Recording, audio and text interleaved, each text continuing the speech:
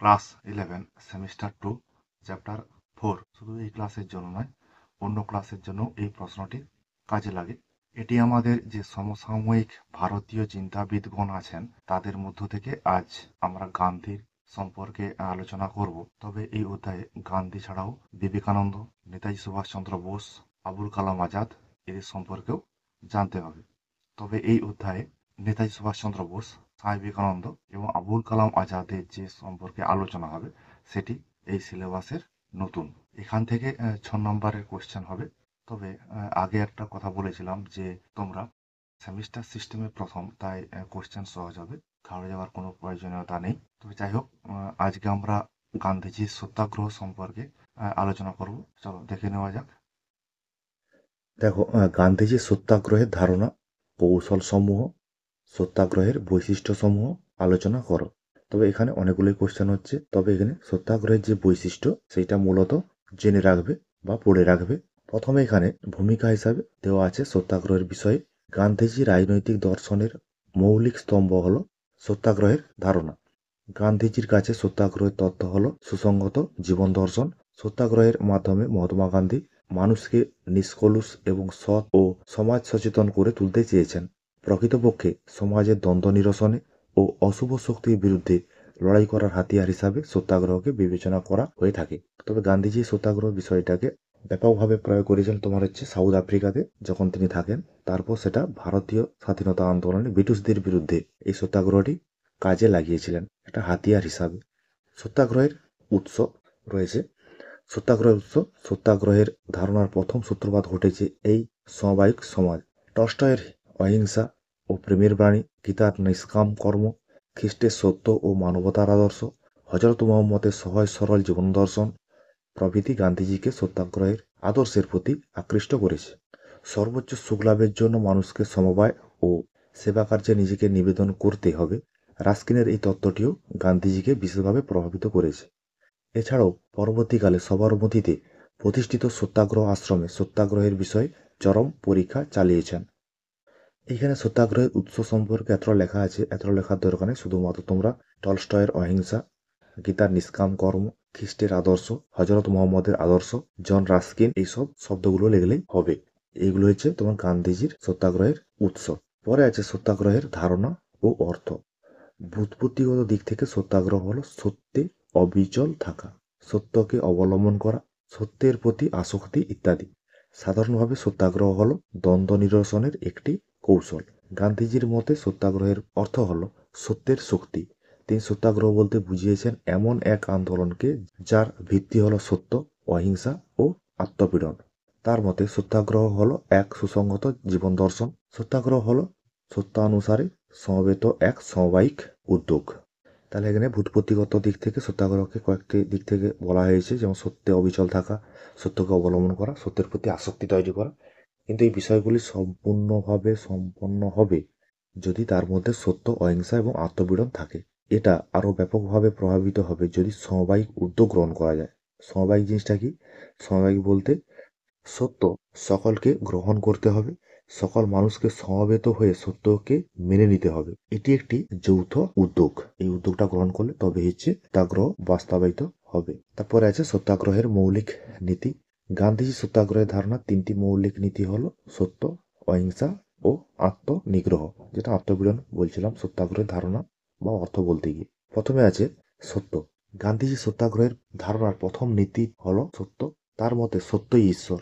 তার মতে নিজের জীবনের মূল্যেও সত্যকে কখনোই পরিত্যাগ করা উচিত নয়। গান্ধী দর্শনে সত্যই হলো চরম বাস্তব। তিনি মনে করেন প্রতিটি সত্যাগ্রহীকেই নিজস্ব উদ্যোগে ও অহিংস পথে পবিত্র সত্যকে উপলব্ধি করতে হবে।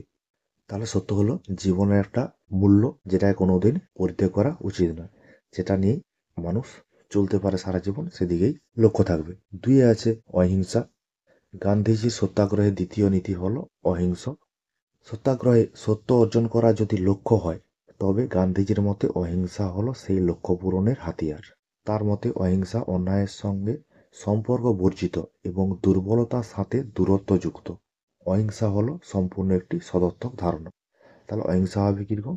সত্যের সঙ্গে জড়িত হবে। যেখানে দুর্বল মানুষ সংখ্যায় বেশি, যেন অন্যায়কারী মানুষের সংখ্যা বেশি, সেখানে কিন্তু কোনোদিন অহিংসা থাকতে পারে না। অহিংসা হবে সবসময় একটা সদর্থক ধারণা বা ইতিবাচক একটি ধারণা। অহিংসা হবে তোমার শক্তিশালীর হাতিয়ার। তিনি আছে আত্মনিগ্রহ। সত্যাগ্রহের তৃতীয় নীতি হলো আত্মনিগ্রহ।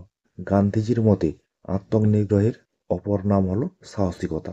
তার মতে দুষ্কৃতিকারীর বিরুদ্ধে বিশেষ প্রচারের পরিবর্তে আত্মনিগ্রহের দ্বারা তাদের হৃদয় পরিবর্তন করে তাকে অন্যায় থেকে নিবৃত্ত করা সম্ভব হবে।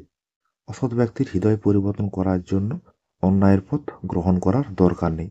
শুধুমাত্র আত্মনিগ্রহের দ্বারা অসৎ ব্যক্তির হৃদয়কে পরিবর্তন করতে হবে।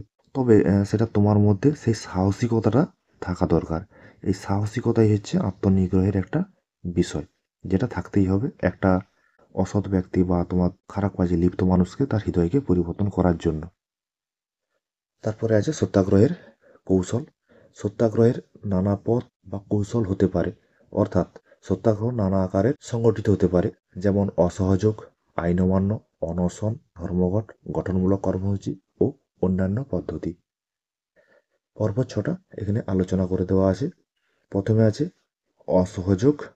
অসহযোগ প্রসঙ্গে মহাত্মা গান্ধীর ঐমত হল, জনগণের সহযোগিতার উপর ভিত্তি করে সরকার নিপীড়ন ও শোষণ চালায়।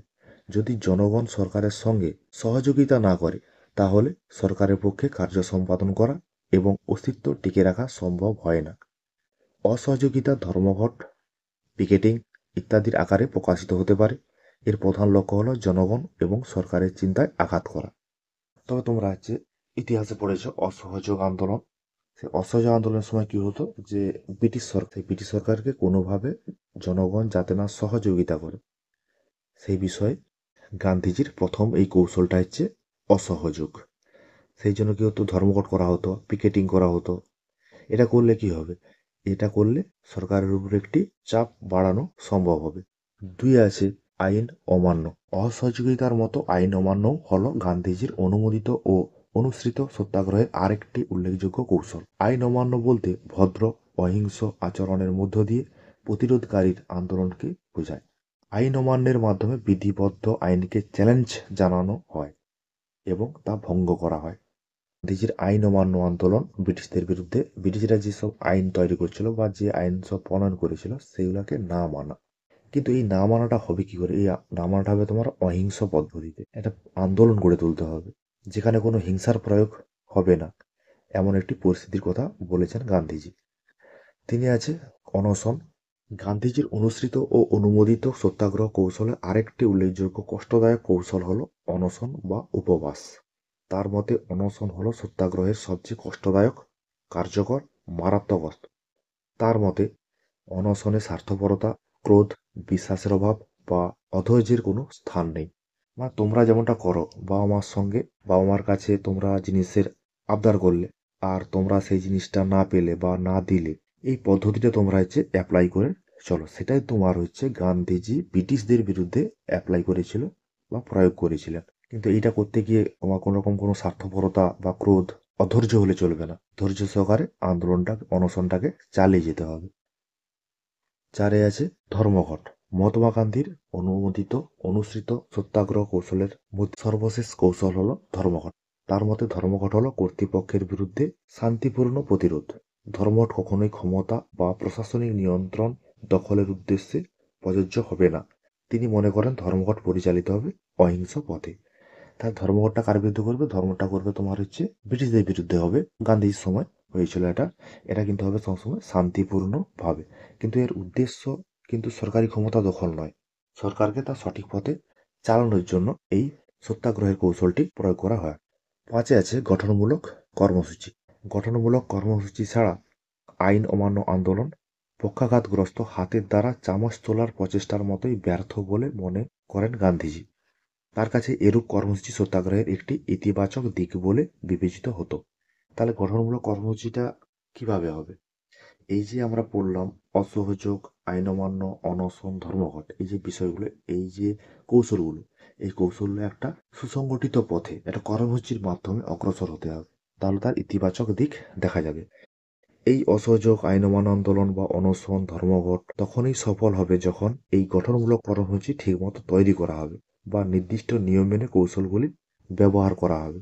এটাই তোমার হচ্ছে গান্ধীজির মতে সত্যাগ্রহের আরেকটি কৌশল। 6 আছে অন্যান্য পদ্ধতি।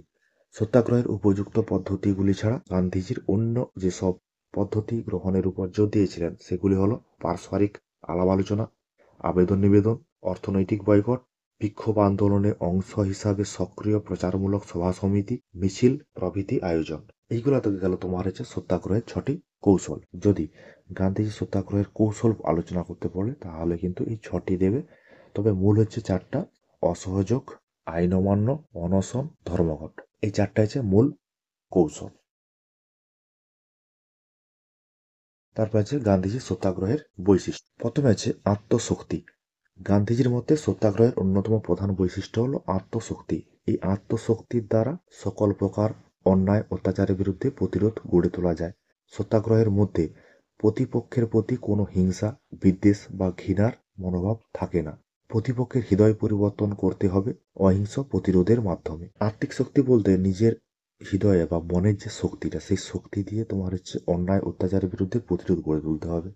এই যে প্রতিরোধ গড়ে তোলা হবে তার মধ্যে কোনো রকম কোনো হিংসা, বিদ্বেষ এরকম কোনো মনোভাব থাকবে না। এই প্রতিপক্ষ যে আছে তার হৃদয় পরিবর্তন করতে গেলে কিন্তু তোমার অহিংস পথ অবলম্বন করতে হবে।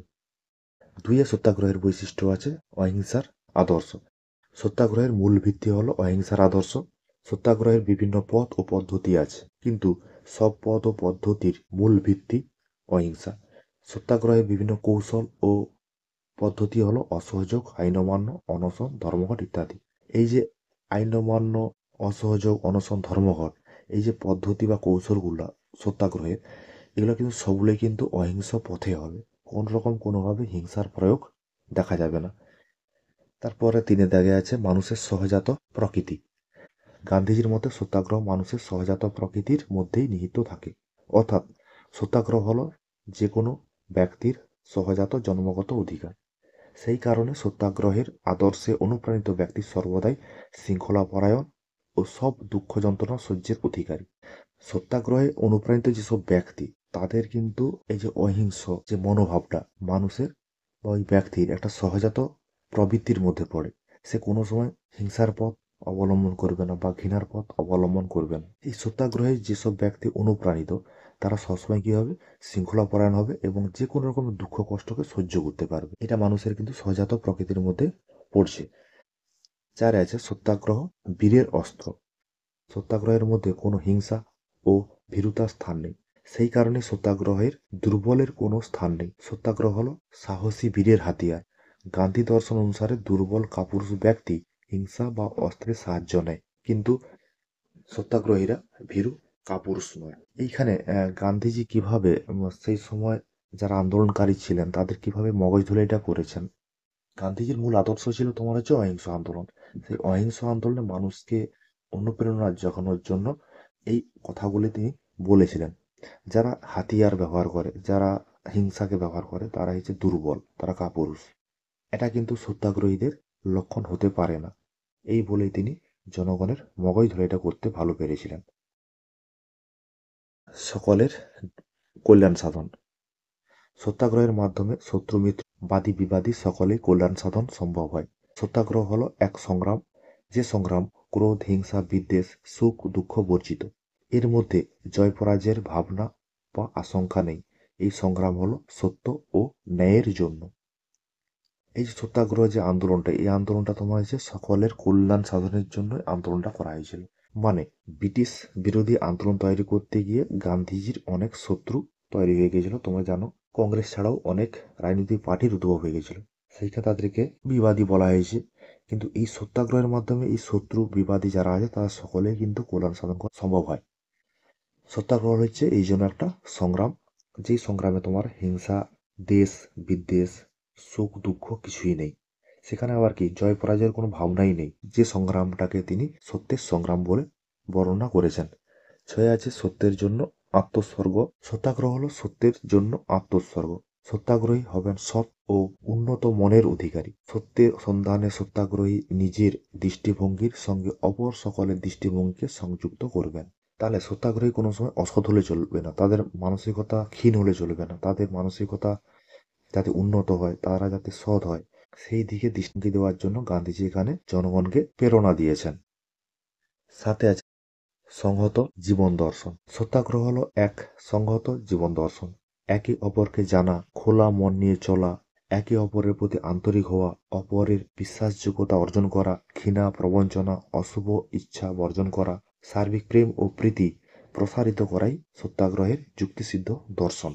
তাহলে এই সত্যাগ্রহটা একটা জীবন দর্শন, যেখানে তোমার হচ্ছে অশুভ ইচ্ছাকে বর্জন করতে হবে, হিংসা বা প্রবঞ্চনাকে দূর করতে হবে, সকলের মধ্যে বিশ্বাস জাগাতে হবে, সকলের প্রতি আন্তরিক হতে হবে, সকলকে সমান চোখে দেখতে হবে, সকলকে সমানভাবে ভালোবাসতে হবে। এটাই তোমার হচ্ছে গান্ধীজির যে সত্যাগ্রহ, এটাই তার জীবন দর্শন। আটে আছে সত্যাগ্রহ নিষ্ক্রিয় প্রতিরোধ নয়। সত্যাগ্রহ নিষ্ক্রিয় প্রতিরোধ নয়, কারণ সত্যাগ্রহের প্রকৃতি ও পরিধি নিষ্ক্রিয় প্রতিরোধের তুলনায় অনেক ব্যাপকতর। সত্যাগ্রহের নীতি সামাজিক, রাজনৈতিক, অর্থনৈতিক সব ক্ষেত্রেই প্রয়োগ করা যায়, কিন্তু নিষ্ক্রিয় প্রতিরোধে একমাত্র রাজনৈতিক ক্ষেত্রেই প্রয়োগযোগ্য। নিষ্ক্রিয় প্রতিরোধ অনেক ক্ষেত্রেই হিংস্র হতে পারে, কিন্তু সত্যাগ্রহ সর্বদাই অহিংস ও মানবিক গুণসম্পন্ন। তাহলে এই 8 দাগে যে পয়েন্টটা, সত্যাগ্রহ নিষ্ক্রিয় প্রতিরোধ নয়, এই পয়েন্টটার মধ্য দিয়ে বোঝানো হচ্ছে যে এখানে সত্যাগ্রহ ও নিষ্ক্রিয় প্রতিরোধের মধ্যে পার্থক্য। সত্যাগ্রহ সামাজিক, রাজনৈতিক, অর্থনৈতিক সব ক্ষেত্রে প্রয়োগ করা যায়, কিন্তু এই নিষ্ক্রিয় প্রতিরোধটা শুধুমাত্র তোমার রাজনৈতিক ক্ষেত্রেই প্রয়োগ করা যায়। আবার বলেছে নিষ্ক্রিয় প্রতিরোধ হিংস্র হতে পারে, কিন্তু সত্যাগ্রহ সবসময় অহিংস এবং মানবিক হবে। এইগুলো তোমার গেল সত্যাগ্রহের 8টি বৈশিষ্ট্য। বুঝতে না পারলে কমেন্ট করবে। এরপরে আছে সত্যাগ্রহের সমালোচনা। আমরা যে সত্যাগ্রহের বৈশিষ্ট্য আলোচনা করলাম, বা সত্যাগ্রহের যে কৌশল আলোচনা করলাম, সত্যাগ্রহের ধারণা অর্থ আলোচনা করলাম, এইবারে গান্ধীজির যে সত্যাগ্রহ তার সমালোচনা রয়েছে। একে আছে সত্যাগ্রহ সার্বজনীন নয়। সত্যাগ্রহের সঙ্গে আধ্যাত্মিক সাধনার বিষয় জড়িত রয়েছে বা জড়িত আছে।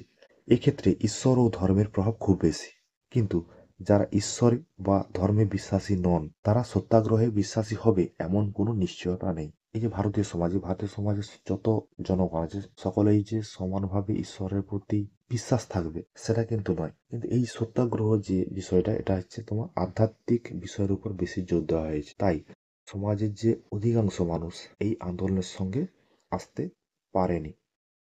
বিয়ে দাগে আছে অতিমাত্রায় আদর্শবাদী।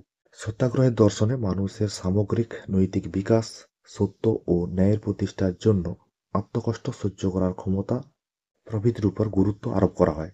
অর্থাৎ তাত্ত্বিক বিচারে এটি একটি উন্নত মানের মতবাদ বা দর্শন হলেও বাস্তব বিচারে মতবাদটি অতিমাত্রায় আদর্শবাদী। এই সত্যাগ্রহ কল্পনার উপর নির্ভরশীল। ভাববাদীরা যেমন বলতেন উপরে পা নিচে মাথা, তেমনই ব্যাপার এটা এই সত্যাগ্রহ যে বিষয়টা। এই জন্য গান্ধীজিকে বা গান্ধীর যেই সত্যাগ্রহ ধারণাটাকে একটা আদর্শবাদী চিন্তাধারা বলা হয়েছে। সে আছে সত্যাগ্রহ এক প্রকার বল প্রয়োগের প্রকাশ। গান্ধীজি সত্যাগ্রহ দর্শন অহিংস নীতির উপর প্রতিষ্ঠিত এবং এক্ষেত্রে তিনি যে কোনো রকম বল প্রয়োগের বিরোধিতা করেছেন। কিন্তু সত্যাগ্রহীর আচরণ প্রতিপক্ষকে এমন অবস্থার অধীন করে যে প্রতিপক্ষ নিজেকে পীড়িত ভাবতে থাকে, যা কার্যত বলপ্রয়োগ হিসাবে প্রতীয়মান হয়। মানে প্রতিপক্ষকে মানসিকভাবে নির্যাতন করা হয় বলে মনে করা হয় এই সত্যাগ্রহে, যা এক অনন্য অত্যাচার। তাই এই সত্যাগ্রহ যে বিষয়টি সমালোচিত হয়েছে, এটা মানসিক নির্যাতন, পীড়নের সৃষ্টি করে, অসহ্য করে তোলে প্রতিপক্ষের মানসিকতাকে। দিয়ে আছে আস্থার অভাব। গান্ধীজি সত্যাগ্রহ আন্দোলনের বিভিন্ন পন্থা পদ্ধতির কথা বললেও সেগুলি প্রয়োগের ক্ষেত্রে তার যথেষ্ট দ্বিধা ছিল। বহু ক্ষেত্রে তিনি আন্দোলনের সূত্রপাত করে দিয়ে মাঝপথে তা বন্ধ করে দিয়েছেন। এই কারণে বলা যায় তার নিজের আন্দোলনের পদ্ধতিতেই তার আস্থার যথেষ্ট অভাব ছিল। সকল আন্দোলনকারী তো আর গান্ধীজি নয়, তাই আন্দোলনকারীরা অনেক সময় অহিংস পথ ত্যাগ করে হিংসার পথ গ্রহণ করে নেয়। ফলে কি হচ্ছে, এই অহিংস আন্দোলনটা মাঝপথে চলতে চলতে সেটা হচ্ছে হিংসার দিকে মোড় নেয়। তাই গান্ধীজি আন্দোলন বন্ধ করতে বাধ্য হতেন। আছে আবেগ প্রসূত ও অবাস্তব।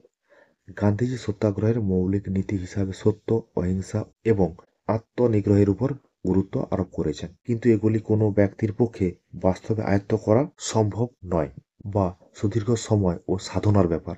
সে কারণে গান্ধীজি এই ধারণা কার্যত একটি অবাস্তব ও আবেগপ্রসূত ধারণা। দেখো, এই গান্ধীজি এইসব যে অহিংস, আত্মনিগ্রহ, সত্য, এগুলি সাধনার বিষয়। সাধনা করে এগুলি পেতে হয়, কিন্তু এগুলি পাওয়ার জন্য সাধনা করবেটাকে।